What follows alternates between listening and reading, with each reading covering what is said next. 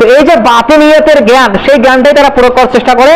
তারা বলে যে আমাদের ভিতরে মারিফত আছে, হাকিকত আছে, তরিকত আছে, আর আলেমদের কাছে শুধু তো শরীয়ত আছে, আলেমরা আর কি জানে।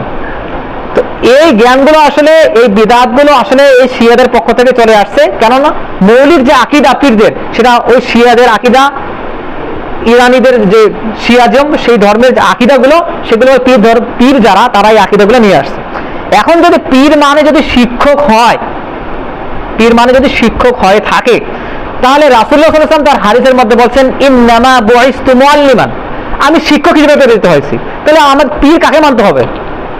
রাসূলুল্লাহ সাল্লাল্লাহু আলাইহি ওয়াসাল্লামকে। যদি শিক্ষক হিসেবে পীর মানেন আপনারা, যে আপনাদেরকে তারা দ্বীন শিক্ষা দেয়, তো রাসূলুল্লাহ সাল্লাল্লাহু আলাইহি ওয়াসাল্লাম তো বলছেন ইন্নামা বুইসতু মুআল্লিমান, আমি শিক্ষক হিসেবে প্রেরিত হয়েছি, তো তাকে পীর মানেন। এখন তারা যদি বলে যে যার পীর নাই তার পীর শয়তান, কথাটা একটু সাধারণভাবে চিন্তা করেন। যার রসুল নাই তার রসুল শয়তান, যার আল্লাহ নাই তার ইলাহ শয়তান। সে কথাটাকে ঘুরিয়ে বলে যার পীর নাই তার পীর শয়তান।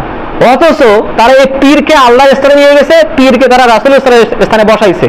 তার মানে ওদের পীরই হচ্ছে শয়তান। আর তারা বলার চেষ্টা করে যার পীর নাই তারাই নাকি শয়তান। আমাদের পীর তো রাসূলুল্লাহ সাল্লাল্লাহু আলাইহি ওয়াসাল্লাম।